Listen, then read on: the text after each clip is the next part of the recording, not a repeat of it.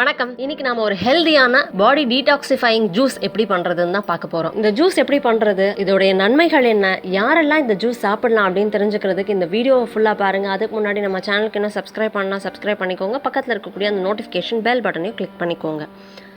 இப்போ நாம பார்க்க போற இந்த ஜூஸ் பாடியை கூல் பண்ணக்கூடிய ஒரு பெஸ்ட் ஜூஸ். அது மட்டும் இல்ல, மலச்சிக்கல் இருக்கிறவங்க, பயில் சம்பந்தமான பிரச்சனைகள் இருக்கவங்க, ரத்த மூலம் இருக்கிறவங்க, அசிடிட்டி இருக்கிறவங்க, அல்சர் இருக்கிறவங்க, குடல் புண் இருக்கிறவங்க, ஒட்டுமொத்தமா ஜீரண மண்டலத்துல இருக்கக்கூடிய எல்லா பிரச்சனைகளுக்கும் இந்த ஜூஸ் ஒரு சிறந்த நிவாரணத்தா கொடுக்கும். அது மட்டும் இல்ல, நிறைய மருந்து மாத்திரைகள் எடுத்துக்கிறனால வரக்கூடிய கிட்னி சம்பந்தமான பிரச்சனைகள்ல இருக்கிறவங்களும் இந்த ஜூஸை தொடர்ந்து எடுத்துக்கும் பொழுது ஒரு சிறந்த கழிவு நீக்கியாவும் இந்த ஜூஸ் வேலை செய்யும். உடல் பருமனா இருக்கிறவங்க உடல் எடையை குறைக்கிறதுக்கும் இந்த ஜூஸ் பயனுள்ளதா இருக்கும். அதே மாதிரி உடல் எடை குறைவா இருக்கவங்க உடல் எடையை சரியான எடைக்கு கொண்டு வரதுக்கும் இந்த ஜூஸ் பயனுள்ளதா இருக்கும். காரணம் என்ன அப்படின்னா, நீர்ச்சத்து அதிகமா இருக்கக்கூடிய இந்த ஜூஸ்ல அதிகமான சத்துக்கள் இருக்கு. அதனால உடல் எடை குறைகிறதும் உடல் எடை கூடுறதுக்கும் நமக்கு ரொம்ப பயனுள்ளதா இருக்கும். நீர்ச்சத்து அப்படின்னு சொன்னோடனே நமக்கு தெரியும், நீர்ச்சத்து அதிகமா இருக்கக்கூடிய ஒரு காய் நம்மளுடைய பூசணிக்காய். இந்த பூசணிக்காய் அப்படின்றது வெறும் காயின்னு மட்டும் சொல்லக்கூடாது, ஒரு அற்புதமான மருந்தும். இந்த பூசணிக்காயை வச்சுதான் நம்ம இன்னைக்கு ஜூஸ் பார்க்க போறோம்.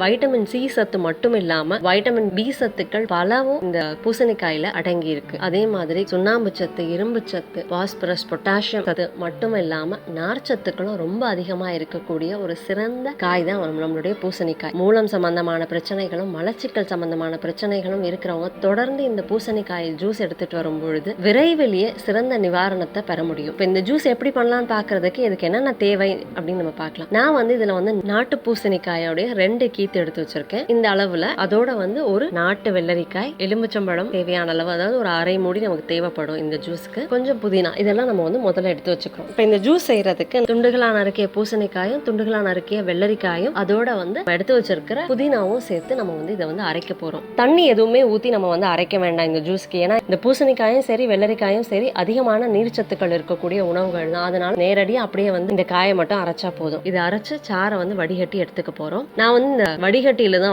வடிகட்டி எடுக்கிறேன். ஏன்னா நான் இந்த சக்கையை வீணாக்க போறது இல்ல, இதை வச்சு வேற சில ரெசிபிஸும் பண்ணுவேன். அதனால உங்களுக்கு இந்த சக்கை தேவையில்லை அப்படின்னு நினைச்சீங்கன்னா துணியில நீங்க புழிஞ்சு எடுத்துக்கலாம். ஏன்னா துணியில எடுக்கும்பொழுது அதுல இருக்கக்கூடிய சாறுகள் முழுமையா நமக்கு கிடைச்சிரும். இது எல்லாமே அரைச்சிட்டு நம்ம வடிகட்டி எடுத்துக்கிட்டோம். வடிகட்டி எடுத்துக்கிட்டதுக்கு அப்புறமா இதுல ஒரு அரை மூடி அளவுக்கு எலுமிச்சை சாறு, அதோட சிறிதளவு மிளகு தூள், அதோட கொஞ்சோண்டு இந்து உப்பு, இதுதான் நான் சேர்க்கிறேன். இது எல்லாத்தையும் ஒன்னா சேர்த்தோம்னா நமக்கு வெள்ளரிக்காய் பூசணிக்காய் ஜூஸ் ரெடி ஆயிடுச்சு. உடலுக்கு குளிர்ச்சியை கொடுக்கக்கூடிய ஒரு சிறந்த சாறு மட்டும் கிடையாது, உடல்ல என்ன விதமான கிருமி தொட்டு இருந்தாலும் அதை அழிக்கக்கூடிய சிறந்த உணவும் தான். சூப்பரான ஹெல்தியான டேஸ்டான பூசணிக்காய் ஜூஸ் எப்படி பண்றதுன்னு பார்த்தோம். இந்த வீடியோ பயனுள்ளதா இருந்ததுன்னா லைக் பண்ணுங்க, ஷேர் பண்ணுங்க. நம்ம சேனலுக்கு இன்னும் சப்ஸ்கிரைப் பண்ணிக்கோங்க. பக்கத்துல இருக்கக்கூடிய அந்த நோட்டிபிகேஷன் பெல் பட்டனையும் கிளிக் பண்ணிக்கோங்க. தேங்க்யூ.